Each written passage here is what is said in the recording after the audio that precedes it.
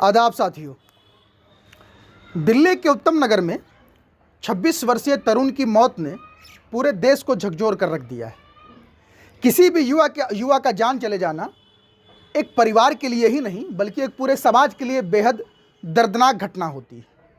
इस घटना में जो भी दोषी है उन्हें कानून के तहत कड़ी से कड़ी सज़ा मिलनी चाहिए। इसमें किसी भी व्यक्ति का, किसी भी जाति वर्ग का कोई दो राय तो इसमें हो ही नहीं सकता है। लेकिन इस पूरे मामले में दो चीज़ें ऐसी है जिन पर गंभीरता से बात करना ज़रूरी है। पहली यह बात कि घटना की सच्चाई क्या है, उस पर बात होनी चाहिए। और दूसरी, इस घटना को लेकर सोशल मीडिया पर जो नफरत फैलाई जा रही है उस पर बात होनी चाहिए। मीडिया रिपोर्ट्स और पुलिस आधिकारिक बयान के मुताबिक यह घटना अचानक शुरू हुआ विवाद का परिणाम है। द्वारका के जो डीसीपी है कुशल पाल सिंह, उनके अनुसार उनको पीसीआर कॉल पर उत्तम नगर में दो पड़ोसी परिवारों के बीच जो झगड़ा चल रहा था उसकी जानकारी मिली थी। जब पुलिस मौके पर पहुंची तो पता चला कि विवाद उस समय शुरू हुआ था जब होली के दौरान एक लड़की ने कथित तौर पर, गौर कीजिएगा, कथित तौर पर एक महिला पर पानी से भरा गुब्बारा फेंक दिया। इस छोटी सी बात ने पुराने तनाव को भड़का दिया और देखते ही देखते दोनों परिवार के लोग सड़क पर इकट्ठा हो गए।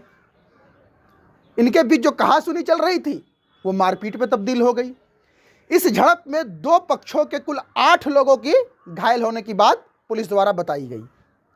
घायलों को अस्पताल ले जाया गया, लेकिन 26 वर्षीय तरुण कुमार को गंभीर चोटें आई थी और इलाज के दौरान उनकी मौत हो गई। तरुण के मौत के बाद पुलिस ने एफआईआर में हत्या का धारा भी जोड़ दिया है और कई आरोपियों को गिरफ्तार भी कर लिया गया है।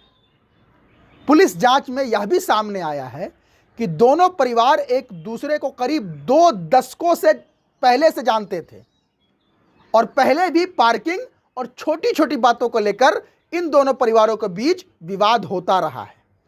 यानी शुरुआती जांच में यह एक पड़ोसियों के बीच हुआ हिंसक झगड़ा बताया जा रहा है, लेकिन इस घटना के सामने आते ही सोशल मीडिया पर एक दूसरा ही खेल शुरू कर दिया गया।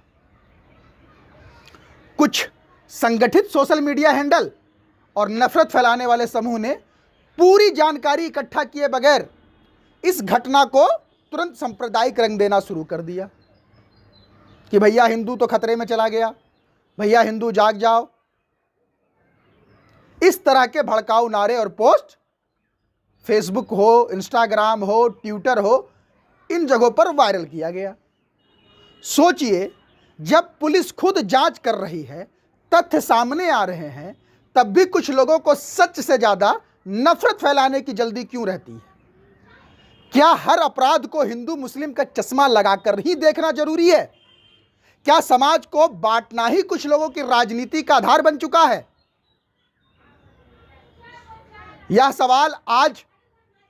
सवाल आज हम सबको खुद से पूछना चाहिए, क्योंकि जब भी कोई घटना होती है सबसे पहले सच्चाई सामने आने देना चाहिए। अगर कोई अपराधी है तो उसे कानून के तहत सख्त सजा मिलनी चाहिए, चाहे वह किसी भी धर्म या समुदाय का हो। अब यह खबर भी सामने आई है कि इस मामले में कार्रवाई करते हुए एमसीडी ने आरोपियों के अवैध निर्माण पर बुलडोजर चलाया गया है। कई लोग इसे बुलडोजर न्याय कह रहे हैं, लेकिन यह भी जरूरी है कि हर कार्रवाई कानून की प्रक्रिया के तहत होनी चाहिए, ताकि न्याय केवल दिखाई ना दे बल्कि निष्पक्ष भी लगे। कानून का असली उद्देश्य क्या होता है? बदला लेना कि न्याय देना? इस पोस्ट के साथ जो मैं अभी वीडियो डाल रहा हूं, इस पोस्ट के साथ मैं डीसीपी का आधिकारिक बयान का वीडियो भी इसमें जोड़ रहा हूं, ताकि लोग अफवाहों पर और सोशल मीडिया के प्रोपेगेंडा के बजाय सच्चाई को सीधे सुन सके। मेरी आप सबसे अपील है, आप सबसे मेरा यह सादरपूर्वक अपील है कि अफवाहों से सावधान रहें, सोशल मीडिया की नफरत की फैक्ट्री का हिस्सा नहीं बने और किसी भी घटना को समझने से पहले पूरी जानकारी जरूर लें, क्योंकि सच हमेशा देर से सामने आता है, लेकिन जब आता है तो झूठ और नफरत दोनों को बेनकाब कर देता है। मेरे इस वीडियो पर आप लोगों की क्या राय है, कमेंट बॉक्स पे जरूर बताइएगा।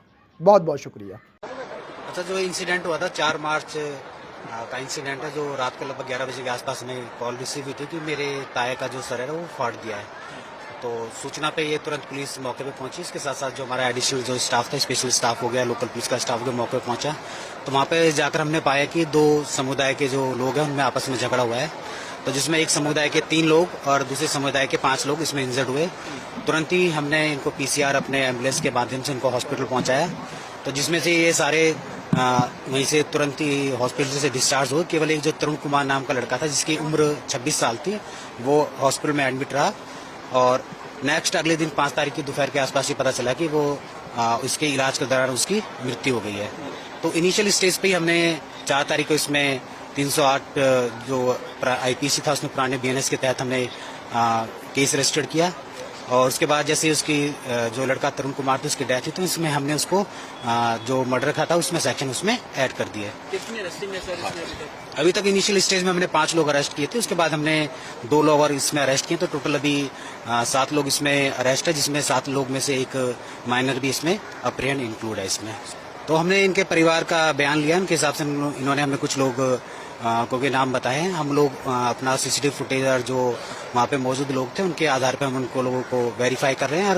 और जैसे भी इनके खिलाफ किसी के खिलाफ हमें सबूत मिलेगा या साक्ष्य उपलब्ध होंगे तो हम उन लोगों को भी अरेस्ट करेंगे। चाकू वाकू मारने की भी बात सामने आ रही है क्या? नहीं, इसमें कोई चाकू का नहीं हुआ, क्योंकि 2 फैमिली है, दोनों ये आपस में आस पड़ोस में रहते हैं, आमने सामने घर है। तो उसमें दोनों ही फैमिलीज के अलग अलग जो समुदाय उनके काफी फैमिली उनके लोग रहते हैं। तो ये लोग दोनों फैमिली एक दूसरे को लगभग 50 साल से जानते हैं। ये मूल रूप से राजस्थान के रहने वाले हैं। इससे पहले ये जो राजेंद्र नगर का जो स्लम्स था वहाँ रहते थे, बट 2004 के बाद से ये यहाँ पे शिफ्ट हो गया है। तो इंक्वायरी के दौरान ये भी पता चला कि जैसे पड़ोसी के बीच में जो नॉर्मल होते रहते हैं इसमें कि पार्किंग को लेकर झगड़ा, नॉट ए कम्युनल, तो वो भी पहले होता आया है। तो इसमें जो झगड़ा हुआ इनके जो बेसिकली बाय हैंड हुआ, और बाकी इसमें ये भी आएगा जो तरुण के चोट लगी तो जो लाठी थे उसके मारने से कल भी कुछ वो अभी तो हम उस चीज को अभी वेरीफाई करा रहे हैं उसमें। तो जो भी इसमें प्रॉपरली लीगल एक्शन होगा करेंगे। तो हम इसके मामले में जो हमारे सीसीटीवी फुटेज थे वो उसको चेक करा रहे हैं। तो उसमें जो भी फर्दर एक्शन होगा हम आप लोगों को सूचित करेंगे। उसके लिए हमने, क्योंकि लॉ एंड ऑर्डर की अप्रीहेंशन की वजह से हमने पर्याप्त सुरक्षा के इंतजाम किया है। इसमें हमने इसके पूरे एरिया को जोन में, सेक्टर में और सब सेक्टर में डिवाइड किया। जोन को हमारे डीसीपी और सेक्टर को हमारे एसीपी लोग देख रहे हैं। इसके लोकल पुलिस के साथ साथ हमने जो और थानों की पुलिस थी उसको भी बुलाया। हमारे पास आरएफ की भी टीम इसमें आई है, सीआरपीएफ की भी टीम है। इसके अलावा हमारी जो वेस्टर्न रेंज है वहाँ से हमारे आउटर डिस्ट्रिक्ट और वेस्ट डिस्ट्रिक्ट से भी हमें स्टाफ मिला है। सुरक्षा के पूरा अच्छी तरीके से इंतजाम किया।